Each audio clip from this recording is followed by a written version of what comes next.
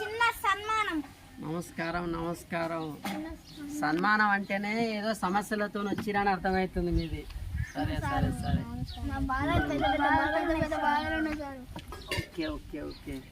చెప్పమ్మా మోక్షజ్ఞ, బాగున్నావా? ఏం చేసాం సార్ ఎమ్మెల్యే? ఏం చేయట్లేదు. భూమి మొత్తం ఏం అండట్లేదు. భూమి లేదు, ఇండ్లు లేక పేదోళ్ళు బతకట్లేదు సార్. చనిపోతారు హాస్పిటల్ లేక. చదువుకుంటాను కాలేజ్ కూడా లేదు కాదు.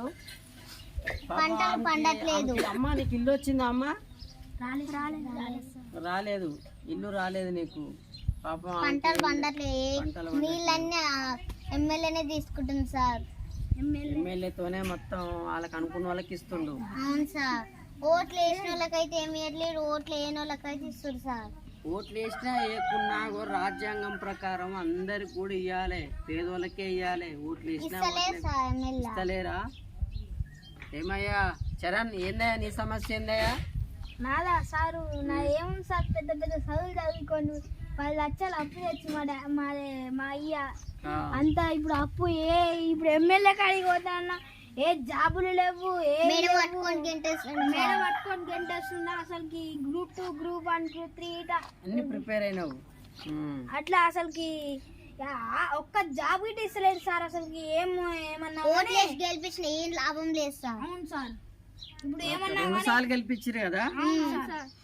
ఏమన్నా కానీ కోపగించుకుంటుంది సార్. ఊకంటే ఏమన్నా ఎమ్మెల్యే కదా, మన వేదశ్రీ గారే కదా ఎమ్మెల్యే. అవును సార్. మీరన్నా జర న్యాయం చేయండి సార్. చేద్దాం అమ్మా. ఏందా సతీష్, నువ్వు ఏం నడుస్తుంది? న్యాయం సార్. భూమి లేదు, ఇల్లు లేదు, రైతు బంధు లేదు. భూమి లేదు కనుక రైతు బంధు రాదు. మరి ఇక భూమి లేదు కనుక రుణమాఫీ కూడా రాదేమో నాకు తెలిసి. పక్కింటి వాళ్ళకి 20 ఎకరాలు ఉంటాయి, వాళ్ళకే అవుతున్నాయి అంట. సరే వాళ్ళకు 20 ఎకరాల భూమి ఉంది కనుక వాళ్ళకు అన్ని పోతున్నాయి. ఒడ్లు పింఛన్ కూడా వస్తలేదా మీ నాయనకి? మీ నాయనకి 60 ఏళ్ళు దాటినాయి కదా, మరి అయినా వస్తలేదా? ఎమ్మెల్యే కావాల్సుకొని ఇప్పిస్తలేడు. ఏమో స్కాలర్షిప్ వచ్చిందా అమ్మ? నువ్వు బీటెక్ చేసినట్టు కదా, పట్ట రాలే? చాలా కష్టాలు ఉన్నాయి. మీరందరికి చేస్తాడని చెప్పి చేస్తుంది ఆ ఎమ్మెల్యే. మహిళ కదా. ఒప్పుకున్నాం సార్, ఏం చేయలేదు.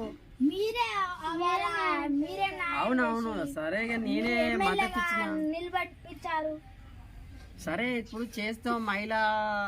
ఒక మహిళ కనుక అందరికి కూడా న్యాయం చేస్తుందని నేనే ఉండి కూడా మద్దతు ఇచ్చిన. అరే హిమాంశు, ఎమ్మెల్యే గారిని పిలుచుకరాపో. ఇక్కడనే పక్కా వీధిలో ఉన్నారంట. ఎమ్మెల్యే గారిని పిలుచుకరాపో ఒకసారి.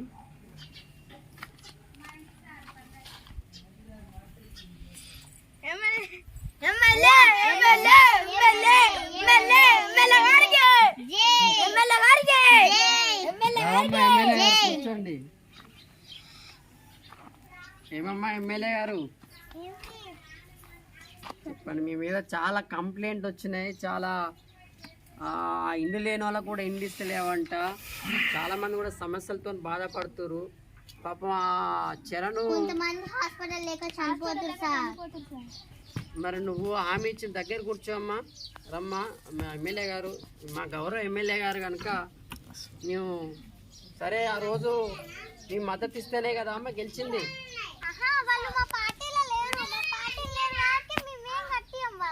ఓట్లేసి మొత్తం సరిపోతుంది అమ్మ. 2 సార్లు కలిపేసిన.